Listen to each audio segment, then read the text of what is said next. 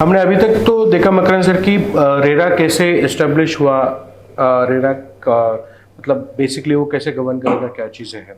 But important एक सवाल होता है कि रेरा का बेनिफिशियरी कौन है, मेजर बेनिफिशियरी कौन है जिसके लिए ये रेरा बना है।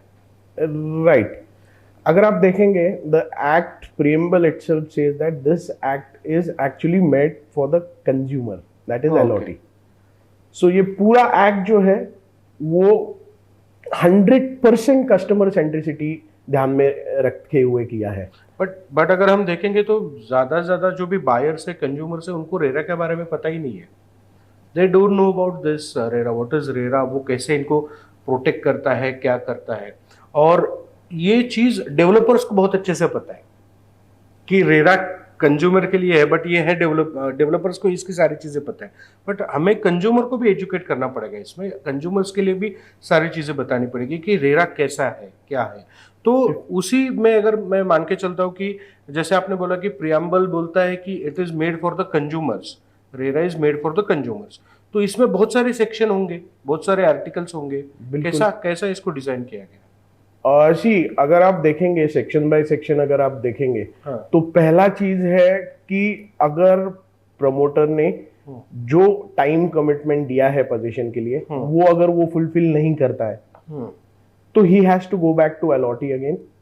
ही has to get 2/3 consent of the allottee as per section 6। अगर उसको जो टाइम उसने बोला है उसमें से कुछ एक्सटेंशन चाहिए तो एज पर सेक्शन 6 उसको कंसेंट लेना पड़ेगा बायर से जिन्होंने ऑलरेडी फ्लैट बुक किया है। मतलब मान के चले कि 200 फ्लैट उसने बेचे हैं। करेक्ट। तो 200 फ्लैट में से मतलब 100 फ्लैट बेचे फॉर एग्जांपल, 100 फ्लैट्स अगर उसका सेल आउट हुआ है तो अंडर कंस्ट्रक्शन प्रोजेक्ट भी रहेगा, तो भी उसको क्या करना पड़ेगा, 67 लोगों का 2/3 लोगों का कंसेंट लेना पड़ेगा कि अरे मैंने ये आपको टाइम बोला था, इसमें मैं पोजीशन नहीं दे पा रहा हूँ, मुझे थोड़ा और टाइम चाहिए। और रीजन कुछ भी हो सकता है, रीजन कुछ भी हो सकता है।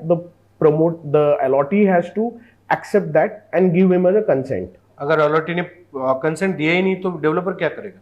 नहीं देखिए उसमें दो फिर चीजें होगी। अगर डेवलपर ने मतलब कंसेंट मांगा है और अगर अलॉटी ने नहीं दिया है तो allottee as per section 18 he has a right to withdraw from the project. वो प्रोजेक्ट में से बाहर निकल सकता है, जितना भी उसने इन्वेस्टमेंट किया है। On top of it he can claim interest and compensation from the promoter and he can get out of the project. So that is there. अगर if the allottee want to continue with the project he still can claim the interest. I'll give you an example. जैसे कि अगर मुझे जनवरी 2023 में position मिलना था जो कि अभी लैप्स हो गया है and builder is asking for a extension of about से 1 year. So it is my choice now whether I want to continue with the project because मेरे को क्या बोला गया था कि जनवरी 2023 में मैं पोजीशन दे दूंगा आपको, तो वो मुझे चॉइस मिलेगा। I can continue with the project and still claim interest और I can withdraw from the project. और ये डेवलपर ये जो कंसेंट मांगने के लिए जब जाएगा वो कब जाएगा, रेरा का डेट खत्म होने के बाद जाना चाहिए उसको कि उसको पहले, एक महीना पहले he has to make an application to the authority. जैसे मुझे समझ में आ रहा है कि अरे मेरा काम ऑलमोस्ट 7-8-10 महीने का पेंडिंग है और मेरा डेट अभी नेक्स्ट मंथ में खत्म हो रहा है, तो before 1 month of getting the expiry of the certificate he has to go to the authority and ask for the extension. But उसके लिए पहले अथॉरिटी के पास जाने से पहले भी उसके पास कंसेंट लेना पड़ेगा। करेक्ट। उसको 2/3 जितने भी फ्लैट उसने बेचे हैं उसमें से 2/3 लोगों का कंसेंट लेना पड़ेगा and that is very important for. तो मतलब ऐसा है कि मुझे पोजीशन, अगर मैंने कहीं पे प्रॉपर्टी परचेस किया है जिसका पोजीशन जनवरी 2023 में मिलने वाला था बट वो नहीं मिल रहा, डेवलपर बोल रहा है कि मुझे आगे जाना है, अब मैं, ये मेरा चॉइस है कि मुझे ये डेवलपर के साथ रहना है या फिर नहीं रहना है। करेक्ट। अगर मुझे ये डेवलपर के साथ ये प्रोजेक्ट में प्रॉपर्टी आगे लेके जाना है, खरीदना है, तो मुझे इंटरेस्ट मिलेगा इसके ऊपर, नहीं तो मैं इसके विड्रॉ भी कर सकता हूँ। मतलब दोनों ऑप्शन है आपके, दोनों ऑप्शन के पास दोनों ऑप्शन है। ठीक है, तो इस हिसाब से तो डेवलपर को तो क्या बोलते हैं हम कि मतलब बायर्स के पास फिर से आना ही पड़ेगा। Exactly, that is the main beauty of RERA कि जिसमें पहले ना डेवलपर उसके मन के हिसाब से कुछ भी चीजें करता था, पोजीशन भी डिले हो रहा है या कुछ जैसे सेक्शन 14 के बारे में अगर हम लोग बात करेंगे तो वो लेआउट चेंज कर रहा है।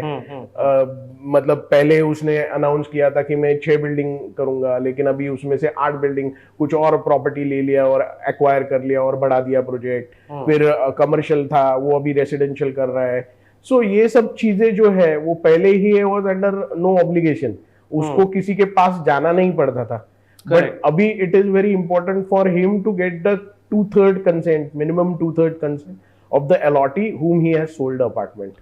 करेक्ट। तो अभी ये हो गया पोजीशन के बारे में। पोजीशन में तो आपको रहना तो आप रहिए साथ में, या फिर आप अपना दिया हुआ पैसा, जितना भी पैसा दिया है वो प्लस इंटरेस्ट प्लस पेनल्टी जो भी आप लेके आप विड्रॉ कर सकते हैं। करेक्ट। तो ये मतलब बायर के लिए या अलॉटी के लिए ये एक ऑप्शन उनके पास रेरा ने या फिर राइट रेरा ने दे के रखा है। करेक्ट। और builder has to abide by this. Correct. ठीक है, उसी के सिवा तो उसको एक्सटेंशन तो मिलेगा नहीं।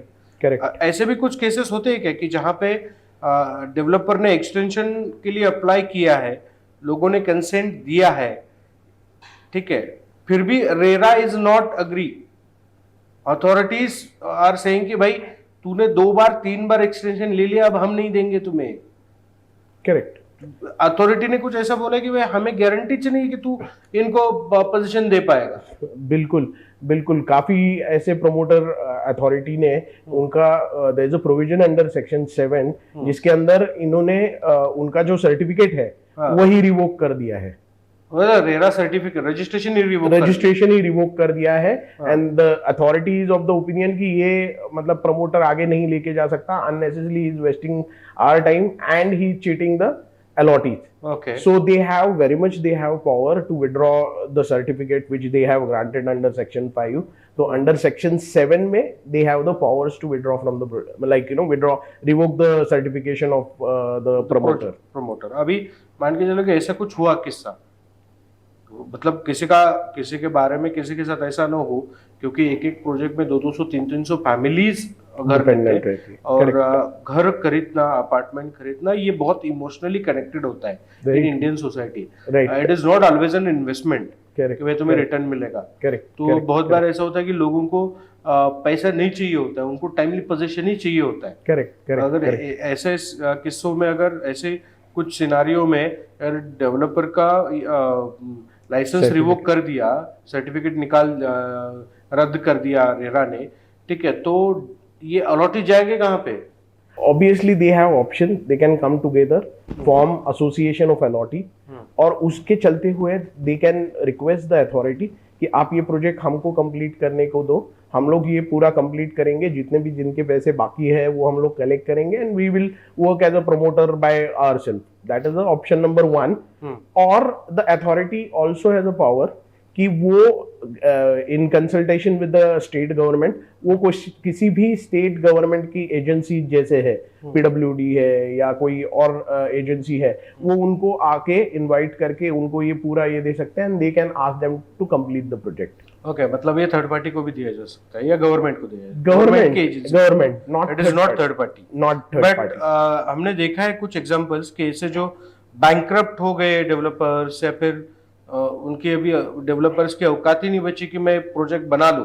करेक्ट। ठीक है, तो ऐसे प्रोजेक्ट बड़े बड़े प्रोजेक्ट हैंड ओवर किए जाते हैं दूसरे डेवलपर को। करेक्ट। तो उसके लिए क्या बिडिंग होता है, क्या होता है, मतलब निकाल निकलता है? That's a completely different process. आप जो केस की बात कर रहे हो वो आम्रपाली करके एक दिल्ली का केस था, जिसमें but that was governed bye NCLT, और उन्होंने फिर दूसरा एनडीआरसीए करके अगेन गवर्नमेंट एजेंसी है, उनको वो कॉन्ट्रैक्ट दिया था and now NDRCA will be completing that project.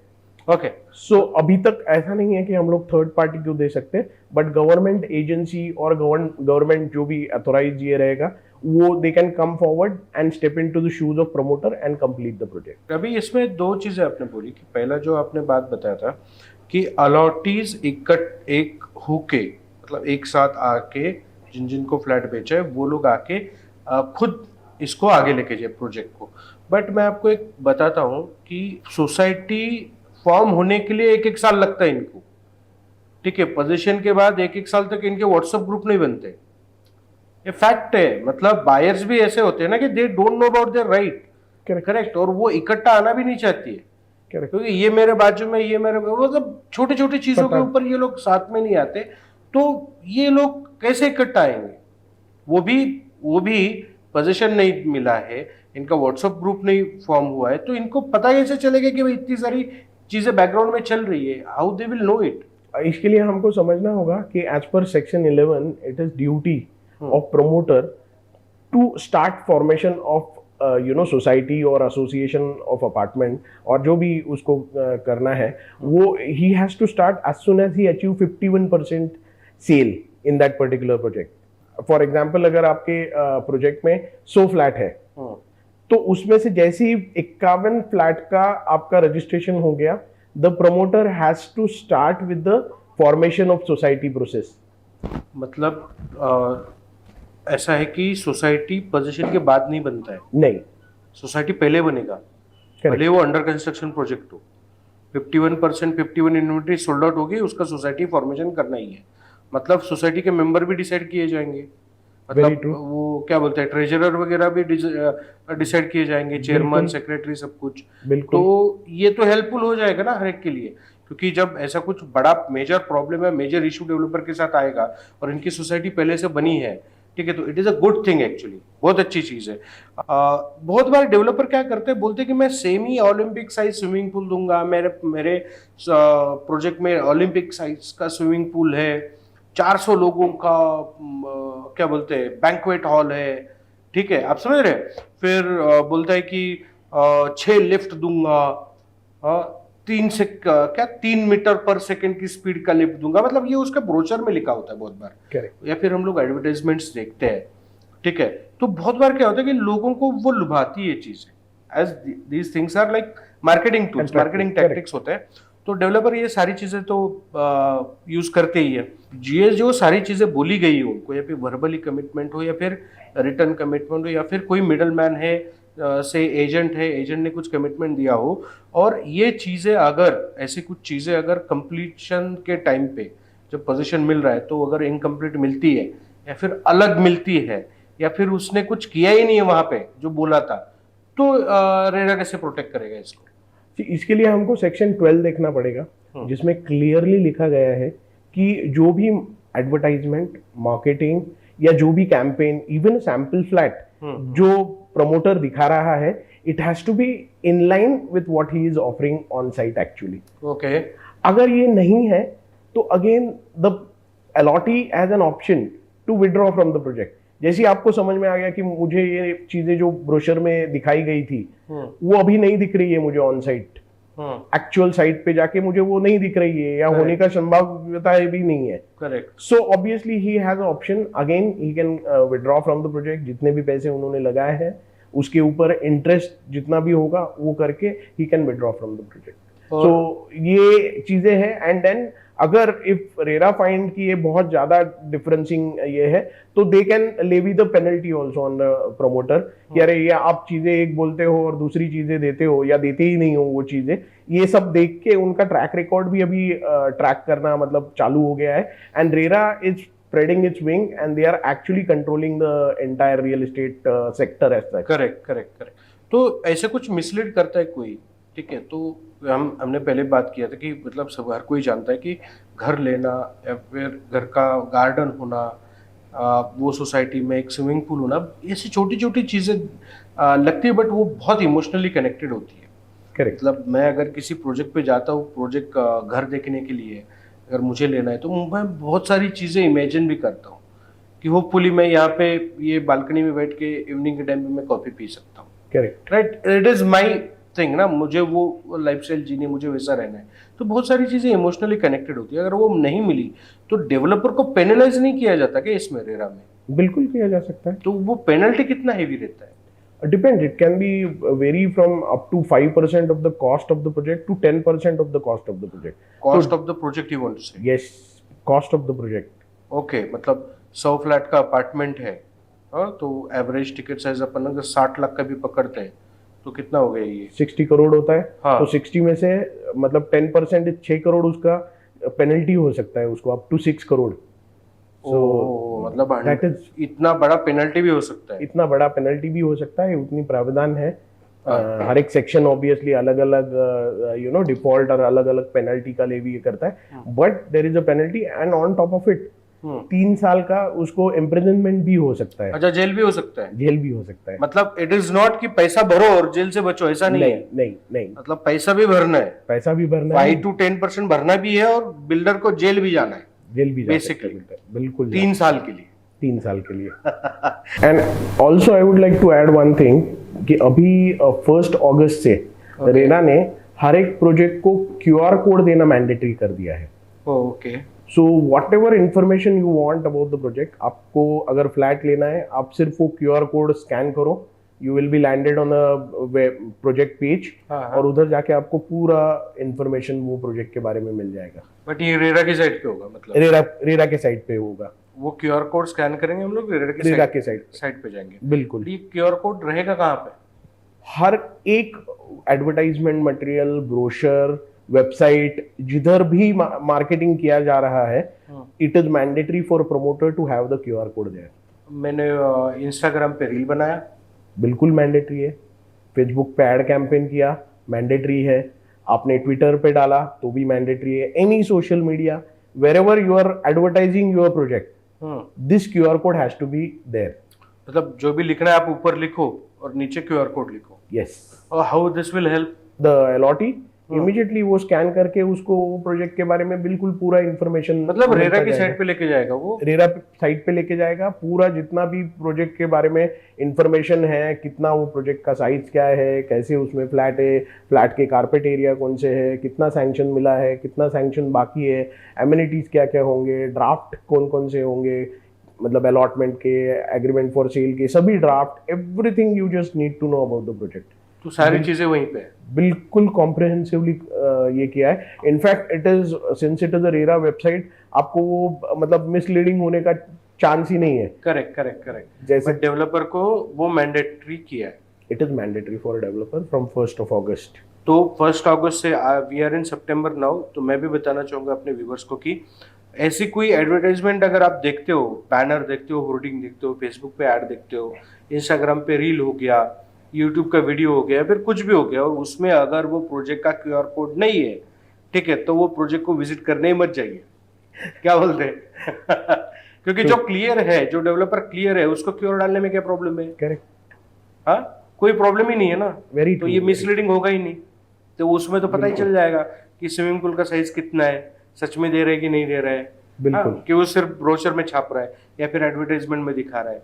ठीक है, तो this is again good, this is again beneficial for the allotting. Okay, आगे बढ़ते हैं। अभी जैसे हमारी बात हुई थी लेआउट चेंज की, तो उसमें तो 2/3 कंसेंट लेना पड़ेगा, बट लेआउट चेंजेस में ये चीज भी आती है क्या कि मतलब जो आज 7 माले की बिल्डिंग है, ठीक है, कल उठ के वो 12 माले की हो गई, 15 माले की हो गई, ठीक है, तो मुझे 7वें माले 7th फ्लोर पे अगर मुझे घर लेना है और वो टॉप फ्लोर रहेगा, मुझे टॉप फ्लोर पे लेना है, ठीक है, मैं आज ले लेता हूँ, बट डेवलपर ने ऊपर बढ़ा दिया, तो ये भी लेआउट चेंज में ही आता है। बिल्कुल, ये भी लेआउट अगर उसने पहले से डिक्लेयर नहीं किया है कि मुझे इतना इतना पोटेंशियल है, और मतलब मैं अभी इतना सैंक्शन लिया है और बाद में इतना सैंक्शन लूंगा मैं, okay. ये अगर उसने नहीं डिक्लेयर किया है, and due to change in laws और व्हाटएवर, अगर उसको ज्यादा FSI मिल रहा है, और अभी वो मतलब 7 माले का पहले से था, everybody knew, all the allottees new कि ये 7 माले का ही बिल्डिंग है, लेकिन अभी क्या हो गया कि उसको FSI मिला या जो भी ये हो गया,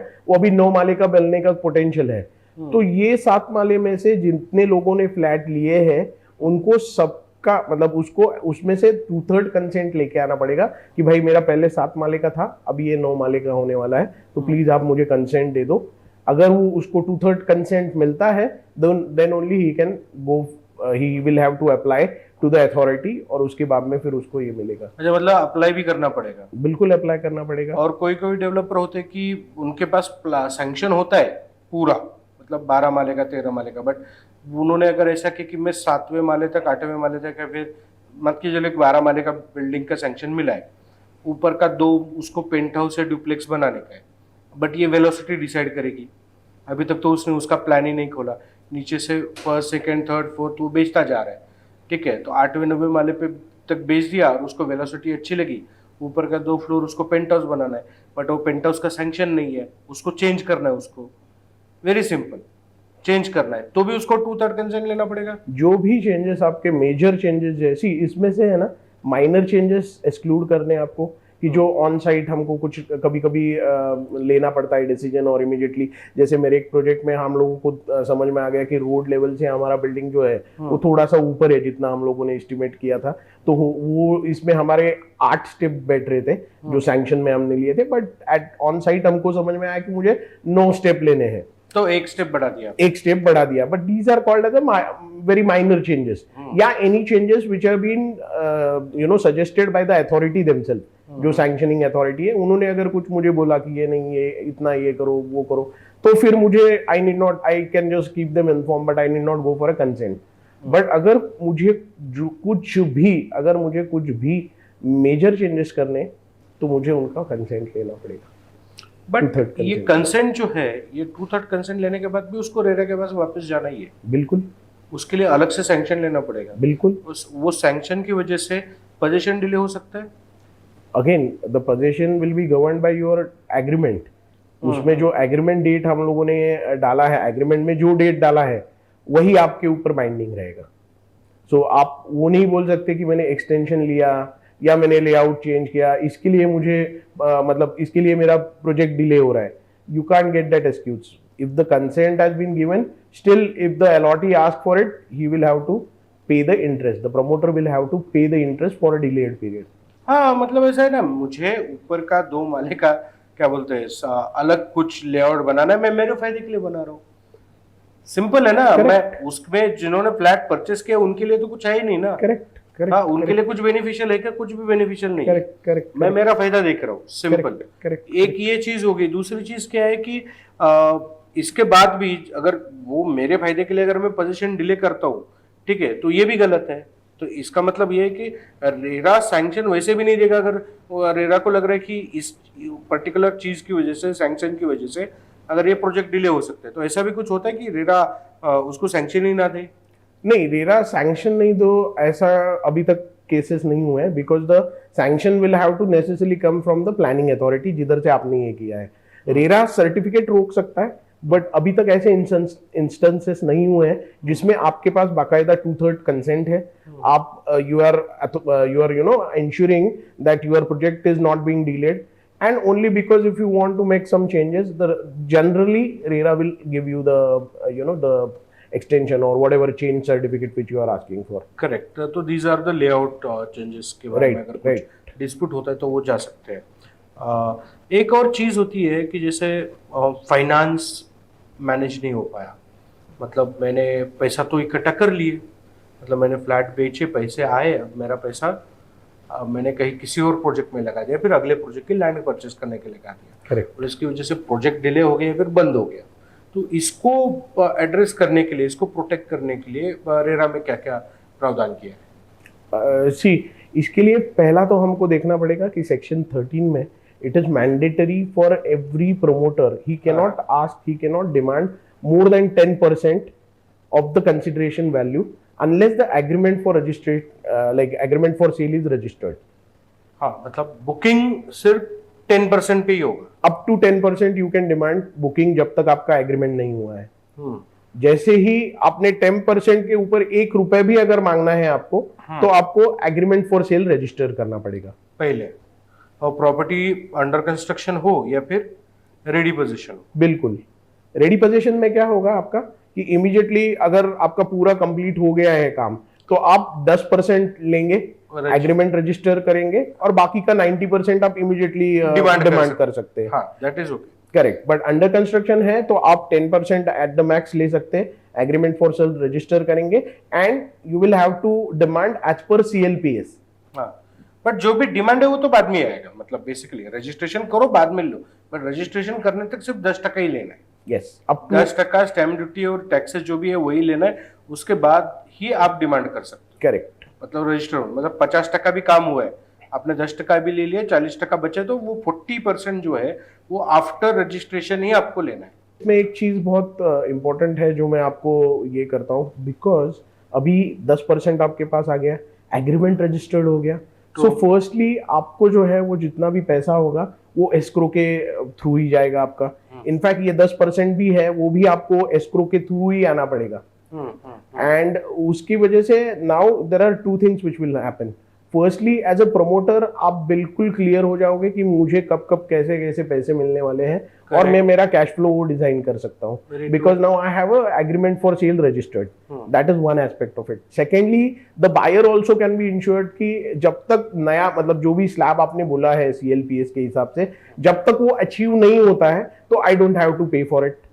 correct. So it will get very easily, it can be monetized and it has a cross sanctioning as such. Correct. क्योंकि आप पे भी नहीं कर रहे हो तो आपको मतलब जब तक वो नहीं स्लैब आपका अचीव हो रहा है तब तक आपको पे भी नहीं करना है. ओके मतलब और ये CLPS रेरा के साइट पे अवेलेबल होता है? बिल्कुल अवेलेबल होता है. और CLPS मतलब आपके एग्रीमेंट फॉर सेल में ये आपको लिखना है. एग्रीमेंट जो रेरा ने स्टैंडर्ड फॉर्मेट दिया है एग्रीमेंट फॉर सेल का उसमें भी ये CLPS है. So point I want to make कि जो पहले थोड़ी गड़बड़ होती थी या जैसे कुछ डेवलपर के बारे में अगर हम लोग बात करें, if you allow me to come up with the particular example, जैसे फॉर एग्जांपल अगर ये पूरा मैकेनिज्म जो फाइनेंशियल डिसिप्लिन के लिए हम लोगों ने किया है जैसे एस्क्रो अकाउंट हो या 10% का, ये अगर प्री रेरा में अगर हम लोग देखेंगे कि जितने भी डेवलपर हैं, if you allow me to name it DSK, correct, जैसे DSK है तो उसमें क्या हो गया था, उनका एक बहुत एम्बिशियस प्रोजेक्ट था ड्रीम सिटी करके पुरंदर सासवड वो एरिया में, और इन्होंने because there was no restriction, there was no financial discipline as we have in RERA, तो इन्होंने they spent almost like 500 crore rupees के आसपास उन्होंने सिर्फ इंफ्रास्ट्रक्चर और इसमें ही ये किया. हाँ वो कुछ नदी बनाने वाले थे वहां से. करेक्ट. वो actually they had a very ambitious and very good project की वेनिस करके जो सिटी है उसमें एक बिल्डिंग को दूसरे बिल्डिंग के लिए जाने के लिए आपको बोट से जाना पड़ता है. उस हिसाब से उनका कुछ प्लानिंग था कि हम लोग ऐसा कुछ प्रोजेक्ट बनाएंगे इंडिया में.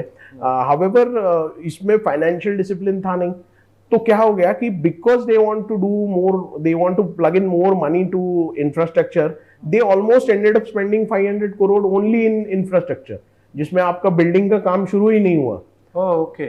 सिर्फ रोड हो गए या मेन गेट हो गया या जो भी एक्सकैवेशन का ये हो गया वही उनका ये हो गया. सो दैट इज अनफॉर्चुनेटली उनको बहुत अच्छा बुकिंग मिला था. Almost they reach a position की जिसमें उनका एक रिकॉर्ड ही बन गया था कि मैक्सिमम नंबर ऑफ बुकिंग का. Okay. But when the people saw that कि अरे मेरे बिल्डिंग का काम ही नहीं हुआ है, they backed out. और फिर एक और रिकॉर्ड बन गया उनका कि मैक्सिमम नंबर ऑफ कैंसिलेशन. एक दिन में सबसे ज्यादा बुकिंग का रिकॉर्ड बना लिया और एक दिन में सबसे ज्यादा कैंसिलेशन का रिकॉर्ड बना लिया. एंड अनफॉर्चुनेटली ये जो 500 करोड़ रुपए या जो भी करोड़ रुपीस इनका इंफ्रास्ट्रक्चर में गया है, they had to pull it from various other projects which were ongoing project, which were good project actually. एक DSK विश्व करके भी प्रोजेक्ट है उनका. DSK विश्व है, बहुत अच्छे प्रोजेक्ट है. सदाफुली है जिसमें से उनको 20 करोड़ 50 करोड़ 100 करोड़ अच्छे पैसे मिलते थे. But unfortunately, they pulled the money from that particular this thing and they put it into this particular project because there was no financial discipline as such. Correct. कोई गवर्न करने के लिए, रेगुलेट करने के लिए था ही नहीं. तो ये सब चीजें जो है अभी रेरा आने के बाद बहुत ज्यादा कंट्रोल होगी. बिकॉज फर्स्टली आपको एस्क्रो मैकेनिज्म के थ्रू ही जाना है. सेकेंडली आप वो एस्क्रो में से 70% जो अकाउंट आपका प्रोजेक्ट अकाउंट है उसमें से पैसे आप नहीं निकाल पाएंगे unless you achieve that particular slab milestone जो है वो अचीव नहीं करेंगे आप, तब तक वो आप पैसे नहीं निकाल सकेंगे. सो मनी स्टाइफनिंग या pulling the money out from one project to the other project, it will definitely has completely almost stopped now, I would say, and it is very good thing which has come out because of the RERA financial discipline. These financial things developer has to submit the audit report जो हम आगे देखेंगे. Correct. ठीक है. तो जैसे DSK के साथ हुआ, मतलब एक डेवलपर ने सपना देखा और उसने लोगों का पैसा यूज किया अपना सपना पूरा करने के लिए. मतलब मैं भी नहीं चाहता कि मतलब ऐसा किसी के साथ हो, है ना, वो होना भी नहीं चाहिए, क्योंकि बहुत सारे लोगों ने भी वो DSK के डेवलपर के साथ एक सपना देखा कि भाई हम भी वो सिटी में रह सकते हैं. Correct. We can also live that lifestyle. ठीक है. तो ये it is not only a developer's dream, it is the people's dream, the buyer's dream as well, but only because of there is no financial discipline over all the projects. Correct. इसी की वजह से वो somehow ये बहुत बड़ा failure हो गया, मतलब right it is a disaster you can say. Right right. ठीक है, हाँ, अगर कोई डेवलपर रेरा, उसका रेरा रजिस्ट्रेशन है, सब कुछ है, अग्रीमेंट हो जाता है, 1 साल 2 साल काम भी चलता है, और अगर कोई केस आता है उसके ऊपर लैंड में, या फिर आप ऐसा बोल सकते हो कि डिस्प्यूट आता है, या फिर टाइटल में कुछ इश्यू आता है, तो उस मामले में बायर को रेरा कैसे प्रोटेक्ट करेगा? Yeah. So basically RERA has recommended कि एज पर सेक्शन 16 वो बोलते हैं कि आप जो है वो लैंड के टाइटल का इंश्योरेंस करके रखो। Okay, so that you know अगर टाइटल में कुछ डिस्प्यूट आता है at least it will not hamper the financial of that particular project. That is one recommendation they have given under section 16। But I don't know, अभी तक मैंने ऐसा कुछ मार्केट में प्रोडक्ट देखा नहीं है जिसमें वो कोई लैंड का टाइटल इंश्योर करे। However in section 18 it has been made very clear कि अगर आपके लैंड में कुछ भी लिटिगेशन आता है तो again you have this two choices, you can either stay with the project and demand the interest, or you can withdraw from the project if you are, you see, like title is very important। जैसे मैं building में जिस रह रहा हूँ उसके नीचे का जमीन ही अगर मेरे एसोसिएशन के या मेरे मालकी हक का नहीं है तो obviously I have reason to be little hesitant about it. नहीं, वेरी ट्रू, टाइटल क्लियर होना ही चाहिए। ऐसा कैसे हो सकता है कि मतलब प्रोडक्ट रेरा रजिस्टर्ड है फिर भी टाइटल में इशू क्यों है? हो सकता है कुछ ऐसा बता सकते हैं कि ऐसा क्यों है? इसमें हमको देखना पड़ेगा कि लिटिगेशंस कैसे फॉर्म होते हैं और क्या है। फॉर एग्जांपल आपने एक फैमिली से एक प्लॉट ले लिया, उसमें से 4 भाई आपको दिख रहे जो कि 7/12 पे है। आपने 4 भाइयों के साथ जो भी डेवलपमेंट एग्रीमेंट हो, जॉइंट वेंचर हो, जो भी है वो फॉर्म किया आपने। Now what has happened that after you promulgated the entire project, समझो 2 साल के बाद या 1-1.5 साल के बाद उनकी एक बहन है जिन्होंने इनको अभी तक रिलीज डीड नहीं दिया है, वो आपके अगेंस्ट, मतलब उसके भाई के अगेंस्ट या पूरे प्रोजेक्ट के अगेंस्ट केस करती है। Okay, so it is called a subsequent litigation. At the time of project launching I am sure most of the promoter will ensure कि कोई भी लिटिगेशन नहीं हो, because ultimately he is also investing lot of money into it. तो कोई भी ऐसा project चालू करने जब तक रेरा लेवल पे तो आता है तो he will ensure all the litigation, everything is gone of या सेटल्ड अमिकेबली या जैसे भी है। बट अगर ऐसा कोई बाद में आता है तो उसमें क्या है, again the buyer has a clear cut option whether he want to continue or withdraw from the project। वो विड्रॉ करने का उनके पास ऑप्शन है। In that case the promoter will have to pay them entire investment, interest, compensation, जितने भी चीजें हैं वो सब उनको मिल सकता है। Okay, but this is how the typical litigation comes up, okay, तो मतलब ये तो एक टिपिकल एग्जांपल हो गया। बट अगर डेवलपर कोई ऐसा लिटिगेशन लैंड में है, वो छुपा सकता है रेरा से? नहीं, because it is made compulsory as per order 28 कि हमको एक स्पेसिफिक फॉर्मेट दिया गया है, उसके अंदर हमको legal title and search report for last 30 years देना है, और जिसमें वेरी स्पेसिफिकली लिखा है कि what is the exact position of the title of this particular land. तो हमको उसमें क्वालिफाइड रिमार्क डालना पड़ता है कि ये land is marketable, clean and clear. So the title मतलब आपको मतलब एज अ लॉयर करेक्ट। तो आपको गलत लिख के नहीं देना है। गलत लिख के हमारा सीओपी खतरे में आ जाएगा भैया।